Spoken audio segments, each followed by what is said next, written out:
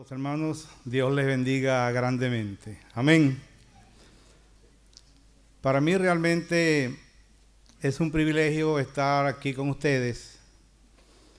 Y cuando el pastor me invitó a predicar, para mí es realmente una emoción y para mí es de mucho privilegio porque les amo profundamente. Yo quiero decirles que todos los días estoy orando por ustedes y no solamente por ustedes, pareciera mentira, así como la oración del Señor Jesucristo, por los que se han de añadir a esta iglesia. No están aquí, pero algún día estarán. Y de verdad que les amo y para mí es un compromiso realmente usar esta tribuna sagrada para predicar, porque cuando mi hija Yigda y José llegaron por aquí, que nadie les conocía, ustedes abrieron sus brazos, abrieron su corazón y les ayudaron en ese tiempo y gracias al Señor por ello. Bien, en esta mañana quiero leer un pasaje que se encuentra en el libro de los Hechos, el capítulo 24, el texto 25. Hechos, capítulo 24, texto 25. La Biblia, la palabra de Dios dice de la manera siguiente: pero al disertar Pablo acerca de la justicia, del juicio, del dominio propio y del juicio venidero, Félix se espantó y dijo: ahora vete, pero cuando tenga oportunidad te llamaré. Vamos a orar. Padre, te adoramos y te bendecimos en el nombre de Jesucristo. Te damos gracias en esta mañana por tu palabra, fuente de poder que alimenta nuestra vida. Permite, mi Dios, que el Espíritu Santo tuyo pueda hablar en esta mañana a los corazones presentes de una manera íntima, de una manera profunda, de una manera individual. Y que cada uno de nosotros podamos responder a tu palabra y a tu llamado para la gloria tuya. Bendice a los presentes, bendice a los niños, bendice a las hermanas, bendice a los hombres en esta mañana.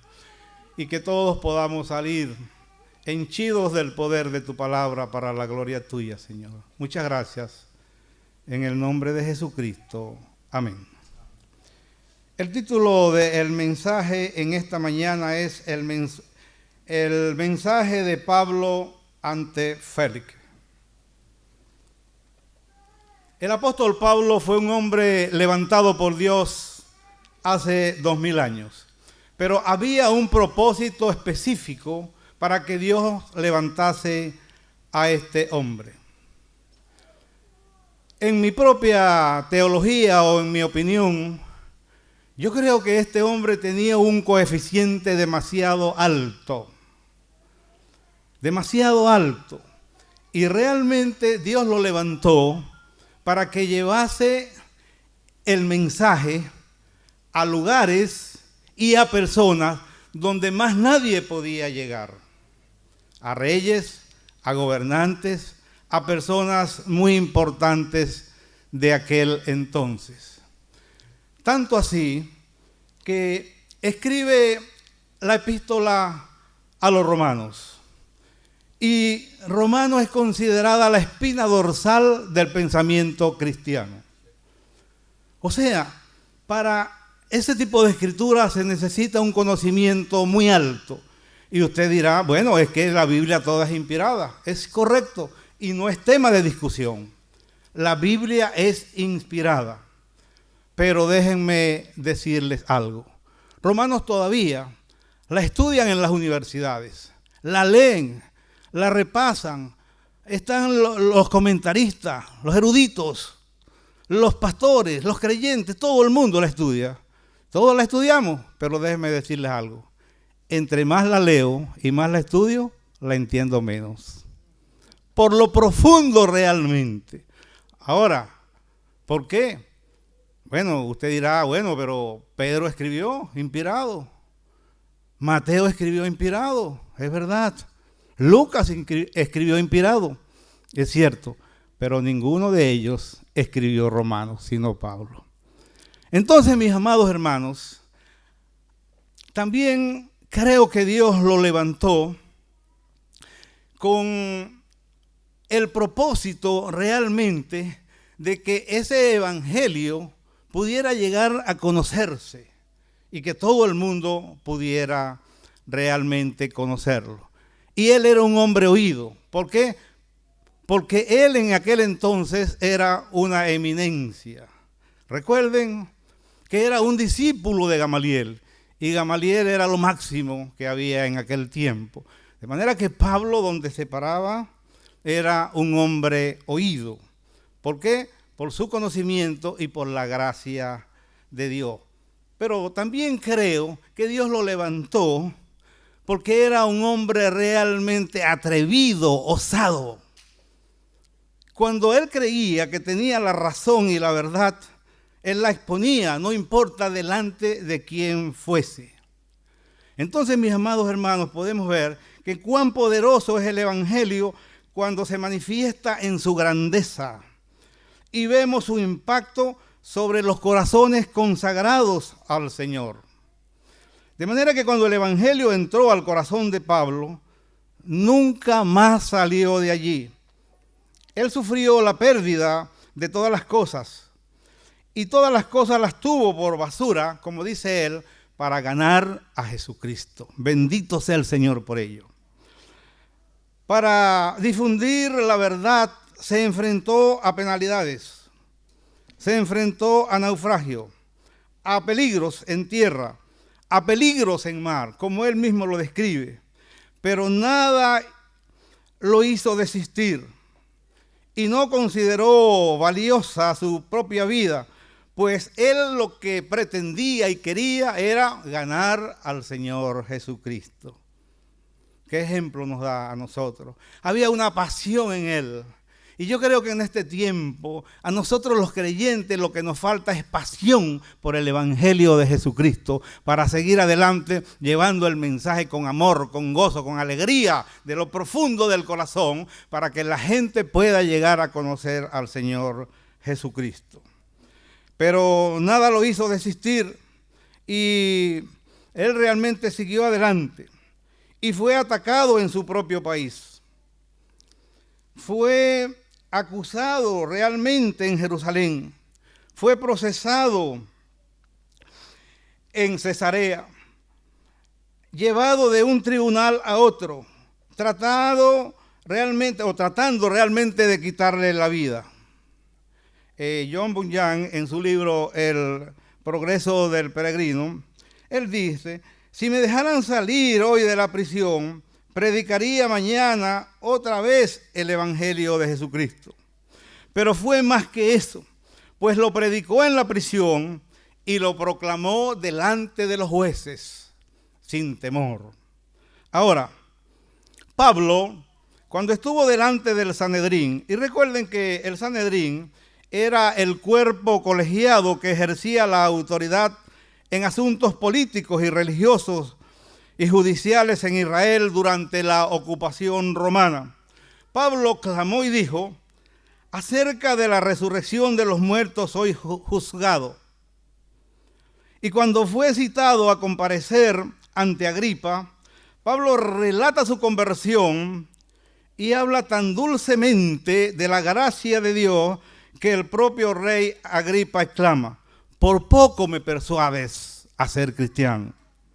Ahora bien, aquí cuando Pablo comparece delante del procurador romano, donde está en juego su vida, en lugar de defenderse, él diserta de la justicia, del dominio propio y del juicio venidero.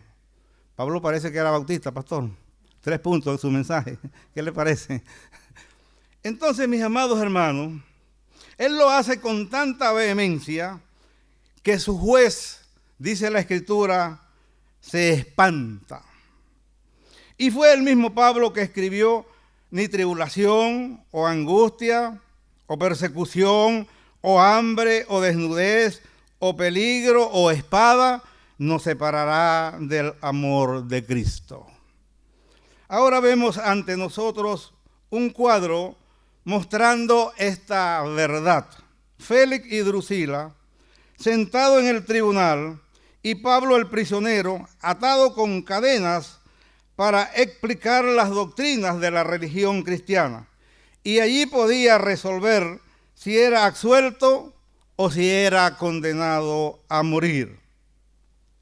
Entonces vemos por un lado a un juez dispuesto a condenar para agradar al pueblo judío. Y por otro lado vemos a un prisionero impertérrito, atrevido, osado ante el juez. No había nervios ni había temblor. Era una osadía realmente, porque él sabía que sostenía la verdad de Jesucristo. Bendito sea el Señor por ello. Y el apóstol no recurre a ningún debate en su defensa, sino que comienza a revelar el evangelio de Jesucristo de una manera sabia y de una manera cuidadosa. Y revela allí cierta porción de él. Nada más acerca de la justicia, del dominio propio y del juicio venidero. El juez se espanta, despide al prisionero y promete escucharlo cuando tenga oportunidad. Lo primero que quiero enseñar en esta mañana es el primer punto que tiene allí el apóstol. El mensaje apropiado, la justicia. ¿Quién era Félix? Félix originalmente fue un esclavo liberado y nombrado por el emperador Claudio por la influencia de su hermano Palas. Luego se convirtió en uno de los infames favoritos del emperador. Y Félix, en esa posición, consentía los vicios de su señor y complacía todo deseo lascivo de su malvado corazón. Ahora, gracias a esto, Félix fue promovido y escaló todos los peldaños del sistema de ascenso en Roma, hasta que obtuvo el cargo de gobernador en Judea. Pero déjenme decirles que como gobernador cometía todo tipo de extorsión, porque era un hombre cruel, era un hombre corrupto, y por su mala gestión hubo muchos disturbios. Dice la historia que Nerón se vio obligado a destituirlo. Pero de allí el discurso apropiado del apóstol Pablo, disertando primeramente acerca de la justicia, porque él sabía que este hombre de justicia o de justo no tenía nada, porque la justicia es, en una sola palabra, rectitud. Eso es la justicia. Dice la escritura que junto a Félix estaba Drusila, dice la palabra, su mujer. Drusila era hija de Herodes Agripa el Grande, mujer notable de la época, hermosa y mucha soltura carnal. Drusila había sido esposa de un rey sirio de nombre Asiso, a quien dejó por Félix. De manera que el mensaje de Pablo atacó directamente la vida de ellos. Y como último les habló del juicio venidero, siendo que Félix en este juicio era juez y Pablo sencillamente era el prisionero. A lo mejor Félix esperaba que Pablo hablara acerca de la resurrección, acerca de la predestinación o acerca de su propia liberación pidiendo clemencia para él. Pero no, nada de eso. Puedo entonces imaginarme la conciencia de Félix cuando Pablo le habla de la viuda a quien le había sido arrebatada la herencia y que él no había tenido ningún tipo de compasión, de los niños huérfanos de padre que eran conducidos a mendigar pan y él lo que buscaba era para él, para él, para él. ¿Se parece esto en algunos de nuestros gobernantes en este tiempo? ¿Se parece? ¿Es coincidencia? ¿O es que el hombre siempre ha pensado de esa forma, de esa manera? Bueno, déjenme decirles que ustedes no tienen idea de lo que ocurre en Venezuela. Ahora bien, ¿cómo trajo Pablo a la mente de Félix los muchos sobornos que había recibido? Y estos sobornos los recibía impartiendo justicia, porque la justicia era impartida a través de los sobornos. Hermano, la justicia del hombre es podrida, es corrompida, es sucia. Por eso el profeta dijo que vuestra justicia es como trapo de inmundicia. Porque quieren que a alguien le hagan justicia, lo pueden comprar. Y esto no es nada nuevo. Félix fue atacado realmente por el apóstol con relación a la justicia, porque él sabía lo corrompido que era este gobernante. Ahora bien, les recordaría cómo los judíos como nación habían sido oprimidos. Le presentaría una escena tras otra en la que la avaricia había pasado por encima de la equidad. Seguramente le describió realmente a Félix esta forma como él estaba llevando los juicios. Y le declaró al final que tales hombres no podían tener parte en el reino de Dios y al mismo tiempo pedirle que se arrepintiera y ser perdonado. Porque eso era el fin del apóstol Pablo, llevar el mensaje de salvación a los gobernantes. Y en este caso él sabía que no tendría otra oportunidad para predicarle a este gobernante. Y por eso aprovechó todo el tiempo que le dieron para su defensa, sencillamente para explicarle el plan de salvación, porque Dios no hace acepción de personas. El hombre puede ser muy malo, pero si se arrepiente, Dios le va a perdonar. La primera persona que entró al paraíso, ¿quién fue? Un pecador de las manos de Jesucristo.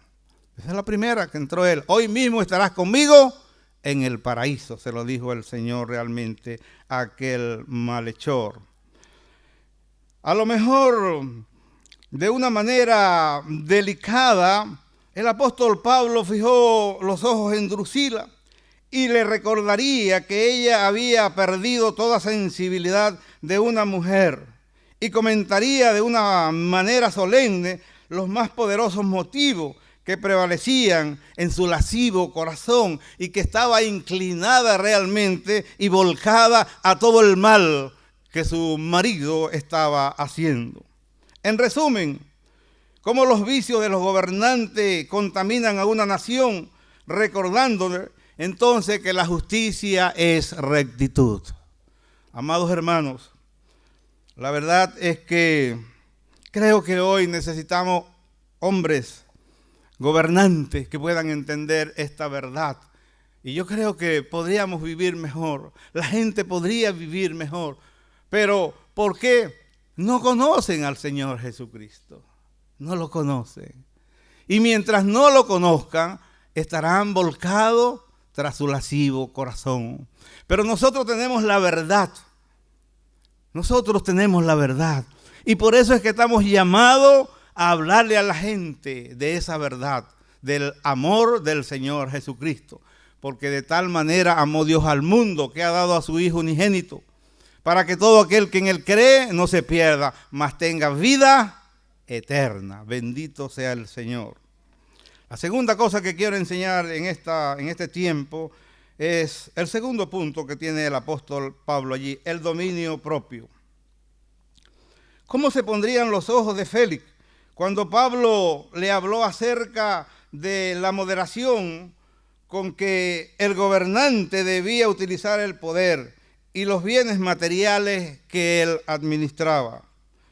¿Cómo debía ser su comportamiento frente a la comida, frente a la bebida, frente a los apetitos sexuales y poner freno a la gula? Recuerden que en ese tiempo esto se practicaba mucho.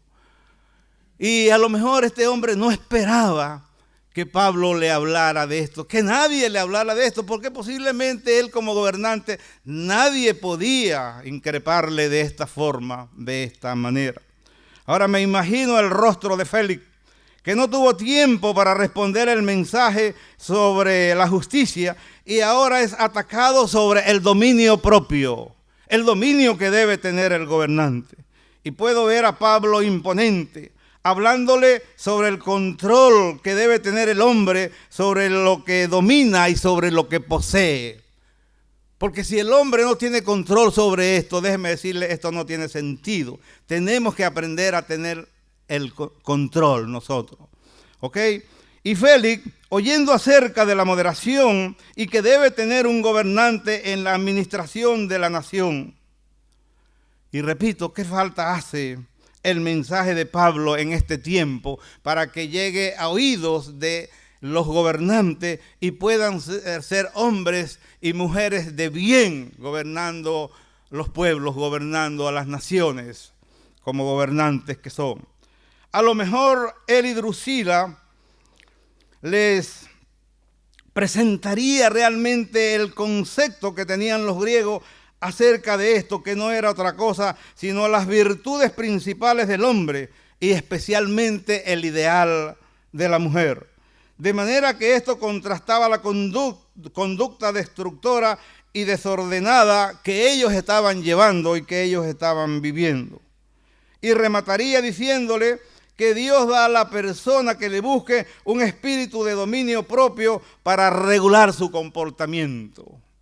¿Por qué el comportamiento nuestro ha sido regulado? Sencillamente, mis amados hermanos, porque tenemos al Señor Jesucristo, porque el Espíritu Santo nos ayuda y porque Él nos permite ser moderados. La gente cuando nos ve en la iglesia, como digo yo, oye, ve un poco de santicos allí, ¿no? Aquí ven un poco de santicos, no vayan a creer. Gente así, gente buena, gente pulcra, gente realmente decente. Pero me pregunto yo, ¿quiénes eran ustedes en el pasado? ¿Quién era yo en el pasado? ¿Quiénes éramos en el pasado?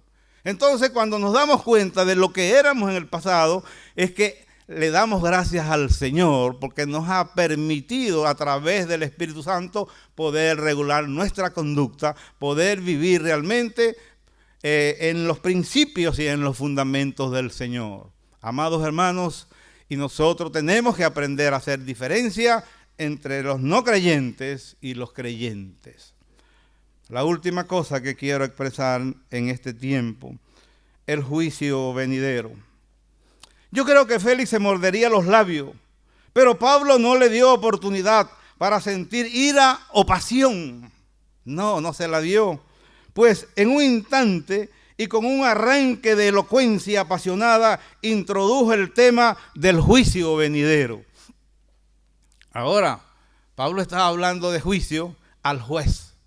Y Pablo no era el juez, simplemente era el prisionero. Imagínense ustedes, mis amados hermanos, la forma preparada del mensaje del discurso de Pablo. Esto no fue, como podemos decir, no, que ahí en ese momento le vino esto a la mente y él lo habló. No, esto era preparado ya de antemano.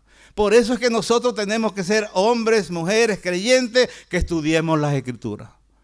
He escuchado personas que dicen, no, yo no tengo que estudiar mucho. Yo estoy preparado, o si no estoy, el Espíritu Santo me da la palabra, me da la enseñanza, me da el mensaje, porque no debo preocuparme por lo que debo hablar. No, eso está descontextualizado en las Escrituras, eso no es así. Pablo estudió y seleccionó realmente lo que iba a hablar, porque él sabía a quién se lo iba a hablar y cómo debía hacerlo. Ahora bien, conduciría realmente a Félix a pensar en el gran trono blanco, en los libros que serían abiertos y él mismo siendo denunciado delante de su juez, y pensaría, bueno, yo soy un juez y voy a ser denunciado delante del gran juez. Imagínense ustedes cómo estaría realmente la conciencia de Félix cuando escuchaba las palabras del apóstol. Lo condujo a oír las voces de la trompeta en el venid bendito o el apartaos de mí, hacedores de maldad. Vayan al lugar que tienen preparado. Vayan al lugar donde el gusano no muere y donde es lloro y crujir de dientes. Imagínense, mis amados hermanos, este hombre escuchando estas palabras y sabiendo que esta era una gran verdad y que su vida realmente había sido un desastre.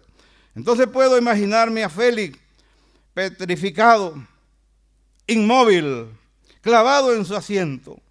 Pero Pablo hizo que abriera sus oídos y pudiera escuchar el mensaje, no importa que no podía levantarse en ese momento.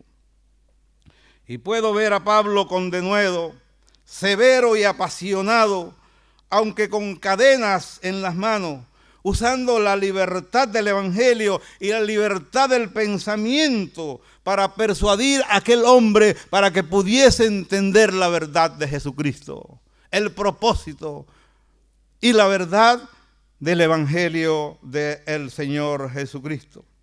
Con razón Félix comenzó a impacientarse y se inquietó. Aquel ruin y vil se espantó como lo que era, un cobarde esclavo, porque eso era él. Y creo que, aunque estaba sentado en un trono, él mismo en ese momento se vio condenado. Pero el diablo trabaja, amados hermanos, y le susurró al oído que era tiempo de levantarse. Por eso él dice, el texto dice, ahora vete, pero cuando tenga oportunidad te llamaré. Fíjense, ahora vete, cuando yo tenga oportunidad te llamaré. ¿Por qué? Porque él no resistió al mensaje del Señor Jesucristo en boca de aquel hombre apasionado, aquel hombre realmente que estaba dispuesto a que la gente escuchara el evangelio y pudiese entender la verdad de Jesucristo. Ahora vete, pero cuando tenga tiempo te llamaré. La prisa era impaciente en él y en Drusila, su mujer. Este es el punto más difícil, mis amados hermanos, el cual tenía que pasar el profeta, y lo sigue siendo para el predicador. Decir las cosas que impactan al oyente y a lo mejor no le agradan. Esto es difícil, muy difícil. Pero Pablo sabía que no era tiempo para lisonjas, que no era tiempo para adulación, y que no tendría otra oportunidad para confrontar la verdad a estas personas.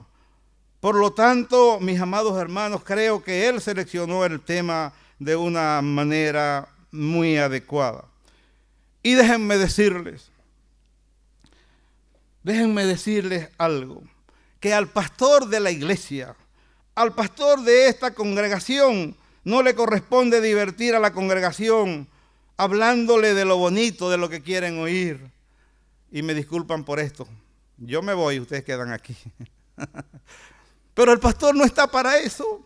No está. Porque muchos quieren oír lo que quieren oír. El pastor está para realmente hablar la verdad y profundizar con la palabra del Señor los corazones de los oyentes. ¿Y saben algo? Por eso mucha gente se va de la iglesia y a lo mejor no sé si de esta se ha ido también. ¿Por qué? Porque quieren oír lo que quieren oír. Y cuando el pastor no habla de lo que ellos quieren oír, dicen, esta no es mi iglesia. Mejor me busco otra iglesia donde estoy más chévere, donde estoy mejor, donde a lo mejor oigo lo que quiero oír. No, hermanos, el pastor no está para esto. Él está para lanzar la flecha, para apuntar en la dirección que el Espíritu Santo le indique que apunte y hablar de la palabra del Señor con verdad, con denuedo, con amor, con pasión, con gozo, con alegría, de lo profundo de su corazón. Para eso está el pastor. No para que la gente oiga lo que usted quiere o lo que yo quiero escuchar, porque si no, nos molestamos y ya no nos gusta esa iglesia. Realmente yo tuve que retar a la iglesia. Tengo más de 30 años en la iglesia bautista Dios con nosotros en Upata, Estado Bolívar, Venezuela. Y mis amados hermanos, tuve que retar a la iglesia porque solamente el día domingo había una buena concurrencia. Los miércoles cultos de oración no llegaban a la mitad de la congregación.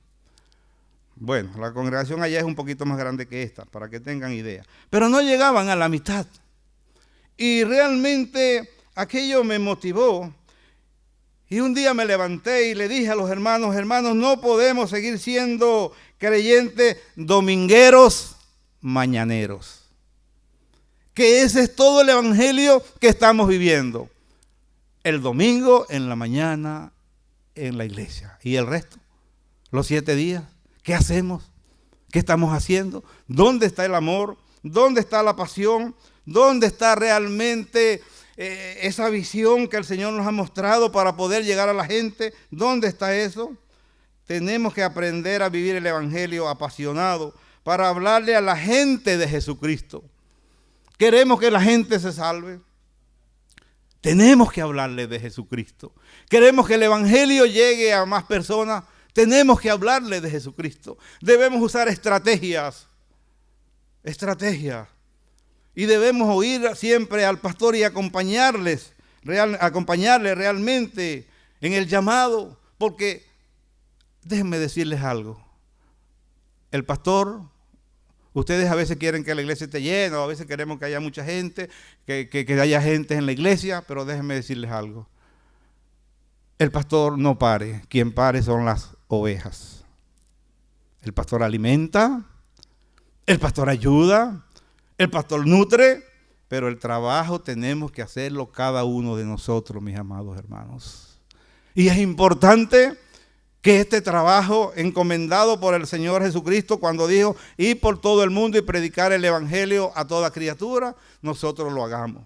Pero que lo hagamos con gozo, que lo hagamos con amor, que lo hagamos de lo profundo del corazón, entendiendo que vuestro trabajo en el Señor no es en vano. Nadie, el hombre no nos va a recompensar a nosotros.